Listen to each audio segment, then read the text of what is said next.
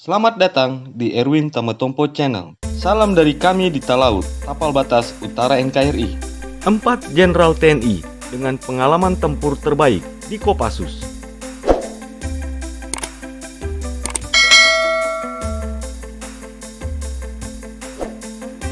Ada beberapa nama Jenderal TNI yang dulunya memiliki pengalaman tempur yang sengit saat bertugas di Kopassus. Para Jenderal TNI ini dulunya merupakan prajurit andalan Kopassus untuk menjalankan misi-misi berbahaya. Berikut ini sejumlah Jenderal TNI yang mempunyai pengalaman tempur sengit di Kopassus. 1. Jenderal Benny Murdani. Jika terjadi konfrontasi militer Indonesia-Malaysia pada tahun 1964, Benny Murdani saat itu bertugas memimpin tim kecil yang bernama RPKAD yang sekarang adalah Kopassus untuk menyusup ke Kalimantan Utara.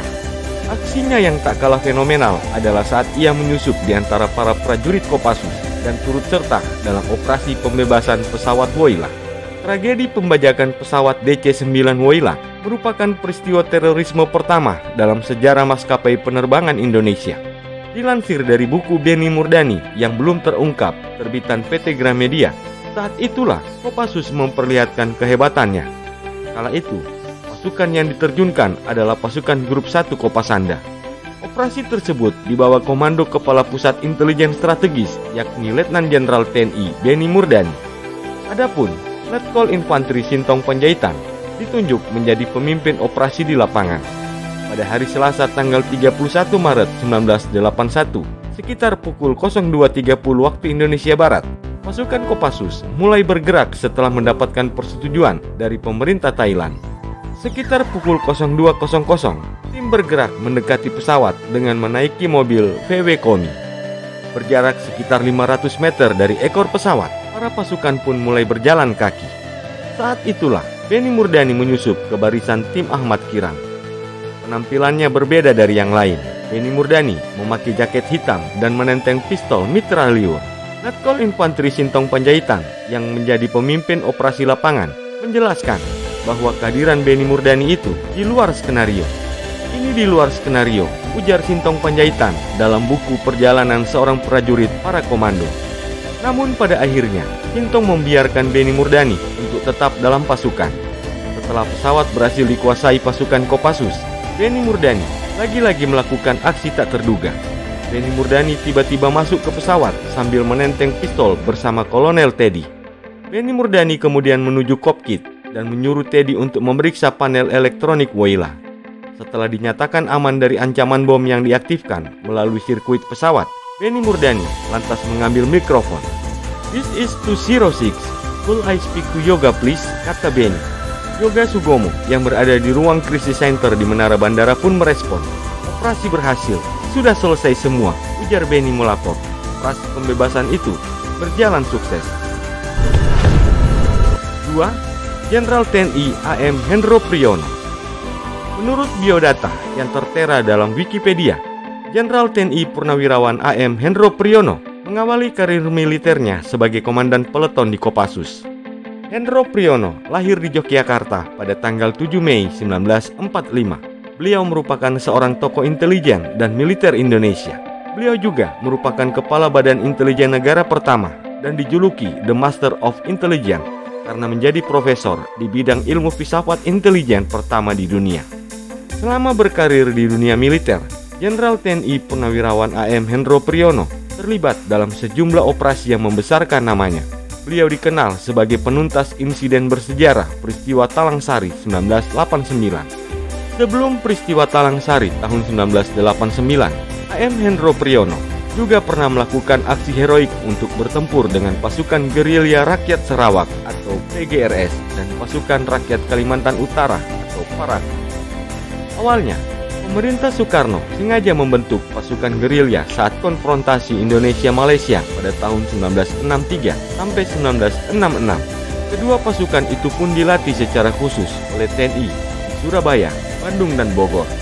Namun, ketika kekuasaan Indonesia berpindah tangan pada Soeharto, anak asuh TNI itu justru berbalik menjadi musuh. Soeharto memutuskan berdamai dengan Malaysia. Kemudian, pasukan gerilya itu diminta untuk menurunkan senjata, tapi rupanya mereka mengabaikan permintaan itu. Mau tidak mau, pihak TNI pun harus menertibkan aksi para gerilyawan itu. Akhirnya, Jenderal TNI Purnawirawan AM Hendro Priyono bersama timnya bernama Sandi Yuda turun tangan bertempur di hutan rimba kawasan Kalimantan. Sandi Yuda ini merupakan satuan intelijen tempur milik pasukan elit yang kini bernama Kopassus. Awalnya, Hendro Priyono berusaha keras untuk mengambil hati lawan tanpa tindakan kekerasan. Namun, tidak semua bisa diselesaikan secara baik-baik.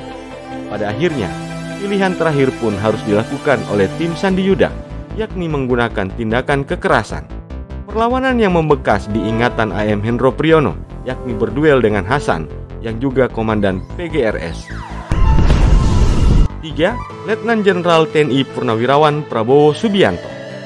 Prabowo Subianto merupakan seorang politisi, pengusaha, dan perwira tinggi militer di Indonesia. Selepas lulus dari Akademi Militer di Magelang pada tahun 1974 sebagai seorang Letnan II, beliau menjadi salah satu komandan operasi termuda dalam sejarah Angkatan Darat saat memimpin tim operasi Nanggala di Timur Timur. Karirnya melejit setelah menjabat sebagai wakil komandan Detasemen Penanggulangan Teror di Komando Pasukan Khusus pada tahun 1983. Pada tahun 1996, Prabowo diangkat sebagai komandan jenderal pada korps tersebut. Saat menjabat, beliau memimpin operasi pembebasan Sandra di Mapenduma.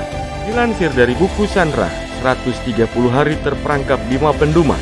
Kejadian ini berawal saat 26 orang peneliti yang tergabung dalam tim ekspedisi Loren 95 tiba-tiba disandra oleh kelompok separatis tersebut. Penelitian tim ekspedisi Loren 96 dilakukan antara bulan November tahun 1995 hingga Januari 1996. Tidak ada gangguan berarti yang dialami tim selama menjalankan misinya. Tim ekspedisi ini juga sudah tahu jika di sana terdapat kelompok KKB Papua yang didalangi oleh Organisasi Papua Merdeka atau OPM pimpinan Kelly Walik. Pada tanggal 8 Januari menjelang hari-hari kepulangan ke Jakarta, mereka berkumpul di rumah kayu milik pendeta Adrian van der Biel asal Belanda yang sudah menetap di sana sejak tahun 1963. Tiba-tiba datanglah sekelompok suku setempat berjumlah puluhan orang berpakaian perang lengkap dengan tombak.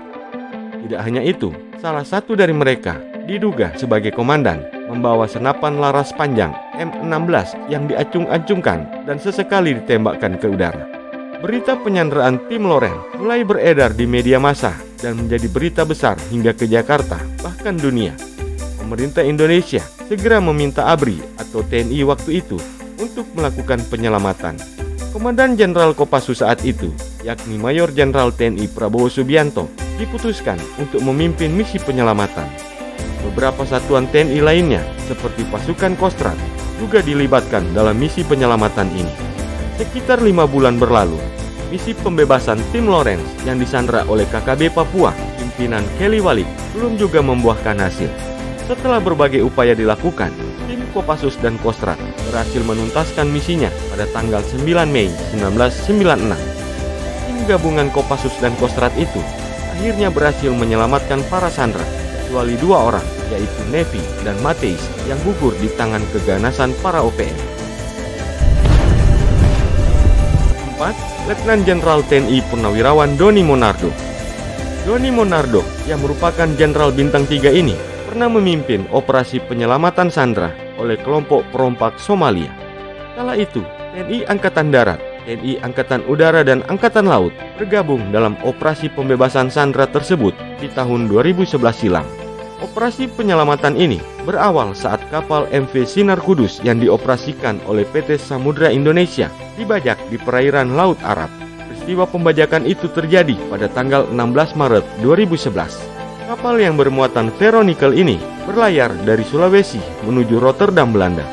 Presiden SBY kemudian meminta agar dilakukan langkah untuk melindungi WNI yang disandra dan membebaskan MV Sinar Kudus melalui berbagai opsi. Dalam pembebasan itu, dibentuklah Satgas Merah Putih. Satuan tugas militer ini dibentuk untuk menyelamatkan awak kapal MV Kudus yang dibajak oleh perompak secara militer. Satgas melibatkan 2 kapal fregat, yaitu KRI Abdul Halim Perdana Kusuma 355 dan KRI Yosudarso 353. 1 kapal LDP KRI Banjarmasin 592 dan 1 helikopter Sea Raiders dan LCVP. Personel yang dikerahkan sendiri terdiri atas pasukan khusus dari Kopassus, yakni Satuan 81 Penanggulangan Teror, Korps Marinir Denjaka, dan Kopaska. Itulah dia, 4 jenderal TNI dengan pengalaman tempur terbaik di Kopassus. Semoga tayangan ini bermanfaat dan dapat menambah wawasanmu ya guys. Sampai jumpa di tayangan kami selanjutnya.